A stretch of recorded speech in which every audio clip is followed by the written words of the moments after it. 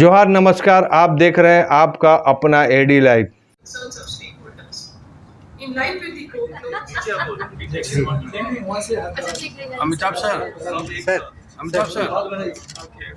Amitabh sir थोड़ा झुक जा रहे हैं।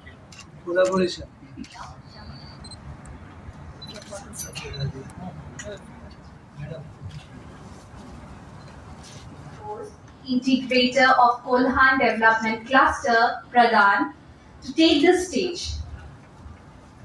Next, to share the context and beyond that, the other health indicators in that also. The infant mortality rate, I think Kolhan is also the hub of the most of the CSOs and CSOs. 2.16% of the population are actually below poverty. So, which also shows that half the population is actually below poverty.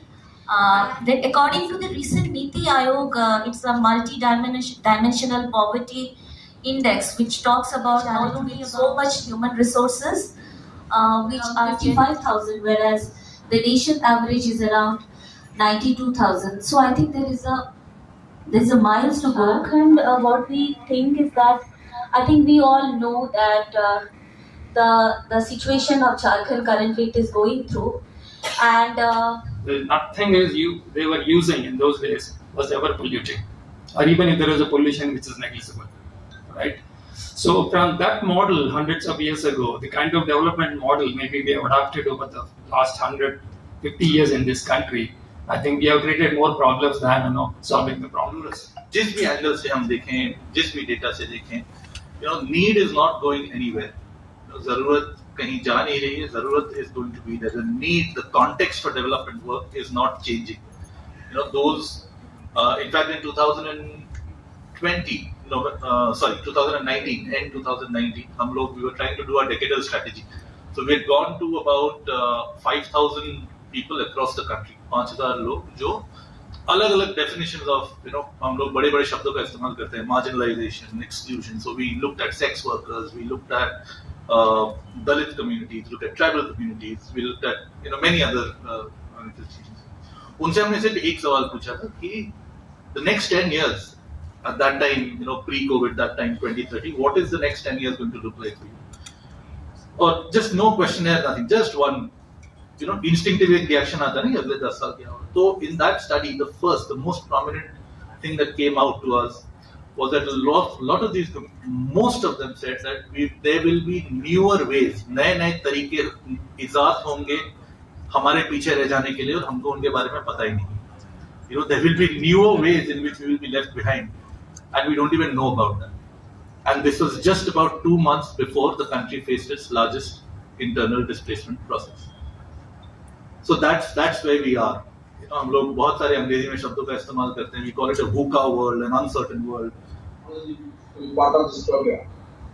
Let me appreciate the Pradhan for taking this initiative, because we all know. होना चाहिए, उसमें कौन आना चाहिए और हमें इसको किस तरह से रोल आउट करना है और आने वाले दिनों में इस बॉल को कैसे रोलिंग रखना है. So we talked in detail about this thing, and I'm very happy कि आज इस कॉन्क्लेव के जरिए ये स्टार्ट हो चुकी है और आगे आने वाले दिनों में हम इसमें और insightful sessions we can arrange and we can have a discussion and we can take it to more meaningful end. First and foremost thing we have talked, she has given enough background to start directly on the topic कि हमें CSR की ज़रूरत क्यों होनी चाहिए, CSOs का role क्या है, आज की हमारी इकोनॉमिक कंडीशन क्या है. हम एक बहुत ही मायोपिक रीजनल लेवल पे भी देखते हैं, तो we should not forget what is happening at the planet level, what this SDG goals are, how by 2030 we have to deliver concrete and substantive aims and results towards their achievement. What has been our responsibility, what we have been doing and what we need to do further, what are our impediments, what is actually hindering us, why we are not reaching those goals. So I think this all should have been the content of this conclave, and I think on behalf of government and being the Deputy Commissioner of East Singapore, what my 5-6 months tenure I have seen actually in this district and the economic, social perspective of the people, where I can correlate these figures with Kolhan, I can say we actually need the participation of CSOs and corporate bodies for the overall development of the humankind and taking these figures at a very larger scale. Social corporate responsibility पहले 2013 के पहले if we see corporate का ये responsibility है कि जो CSR budget उनका है वो बजट जो है इस डायरेक्शन में वो पूरा स्पेंड करे। और मोस्टली हम लोग अभी तक गवर्नमेंट को अप्रोच नहीं करे हैं अभी फंड्स के लिए, बट हम लोग कोशिश करते हैं कि जो हमारे पास है, जो हमारे फंड्स हैं, उसी को यूज़ करके हम लोग जितना हो सके सोसाइटी को हेल्प कर सके और एक डिफरेंस। जेबी पॉल कौन सेक्टर में ध्यान दे रहा है कॉर्पोरेट रिलेशन? जेबी पॉल 4 क्षेत्र में काम कर रही है, एजुकेशन, वुमेन, लाइवलीहुड, जो हम लोगों को बोल रहे हैं कि उनको हम सक्षम बना दें कि वो अपने से कमा के अपना लाइवलीहुड चला सके। तो ये 3 एरिया में जेबी पॉल काम कर रही है। अपना परिचय। मैं संतोषी। मैं आज कहाँ पर प्रोग्राम हो रहा है और इसमें कौन कौन संस्था जुड़ी हुई है? आज यहाँ प्रोग्राम होटल बिस्टन में हो रहा है एंड जो ये स्पॉन्सर्स हैं, हम लोग इसको एक्सेलराई प्रदान के साथ ये फंक्शन कर रहे हैं। और मैं जेबी पॉल के साथ काम करती हूँ, पिछले 25 साल से मैं जेबी पॉल में। आपका पद बताइए और ये बताइए। मैं R Santoshi, head business excellence J B Paul. संसाधन, प्रबंधक और सरकार, या तीनों का अगर मिश्रण कर दिया जाए तो विकास को कोई रोक नहीं सकता है। इसी सिलसिला में आज बहुत अच्छा प्रोग्राम संवाद के तरफ से किया जा रहा है। हमारे साथ प्रधान की जो हेड है रांची में है, उनसे आज बात करते हैं कि यह प्रोग्राम किसको टारगेट करके किया गया है और इसमें क्या एजेंडा है आपका। नमस्ते।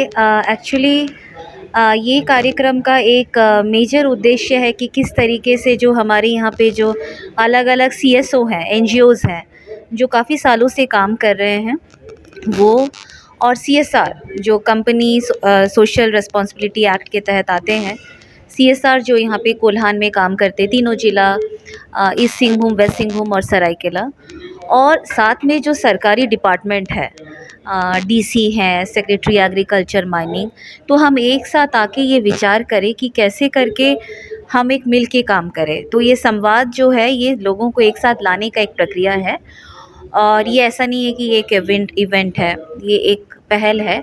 और हम कोशिश करेंगे कि इसमें जितने भी विकास से जुड़े हुए मुद्दे हैं, डेवलपमेंट के जो अलग अलग इश्यूज़ हैं, उस पे डिस्कशन हो, कैसे हम आगे का रास्ता तय करें, इस पे बातचीत।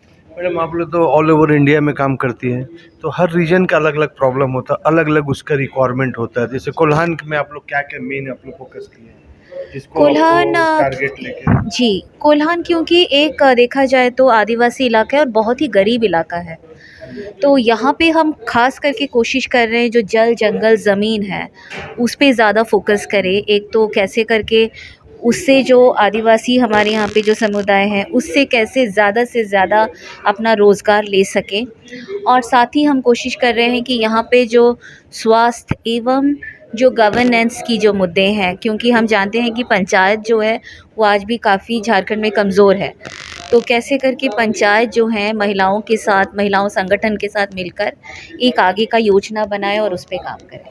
कॉर्पोरेट किस चीज़ में काम कर रहा है इस रीजन में? कौन? कॉर्पोरेट जो है इस रीजन में क्या क्या चीज़ का फोकस करके काम? कॉर्पोरेट्स यहाँ पे बहुत सारे फोकस पे काम कर रहे हैं। खास करके मैं जैसे जेबी पॉल को देखती हूँ कि वो यहाँ पे कोल्हान में, वेस्ट सिंहभूम में बहुत अच्छा जो लाइफ स्टॉक और एग्रीकल्चर को लेकर काम कर रहे हैं। दूसरा है कि स्वास्थ्य को लेके बहुत सारे CSR का फोकस गया है इस बार। पानी का जो सुविधा है उस पर CSR का बहुत फोकस किया है। साथ में मुझे लगता है स्कूल्स को लेकर, क्योंकि स्कूल्स की जो हालत है, अभी DC मैडम भी बोल रही तो थी, अपने बहुत अच्छे काम करते हैं, उनके मैनेजमेंट टीम होता है, लेकिन छोटे छोटे जो कॉर्पोरेट है वो इस चीज़ को नहीं करते हैं। उसके लिए आप लोग कुछ गाइडलाइंस या उसको कुछ एडवाइस? मेरा अनुभव अलग है, क्योंकि अभी छोटा ही CSR था जेबी पॉल का, ऐसा नहीं कि बहुत बड़ा है, लेकिन उन्होंने जो ठोस एक मॉडल डेमोन्स्ट्रेट किया 10, 15, 20 गाँव में, आज उस मॉडल को देखते हुए बाकी जो सरकारी कार्यक्रम हैं हमने वहाँ पे भी उसी तरीके से किया। तो ऐसा नहीं है कि छोटे CSR जो चाहे वो मॉडल्स डेमोन्स्ट्रेट कर सकते हैं, कुछ गाँव में ही उसको दिखा सकते हैं जो कि बाद में स्केल में लिया जा सके। अपना परिचय फिर से दीजिए। मेरा नाम शर्बानी है और मैं प्रदान से हूँ। एडी लाइव का वीडियो को लाइक कीजिए, चैनल को सब्सक्राइब कीजिए। एडी लाइव की पूरी टीम की ओर से सभी को धन्यवाद। जोहार।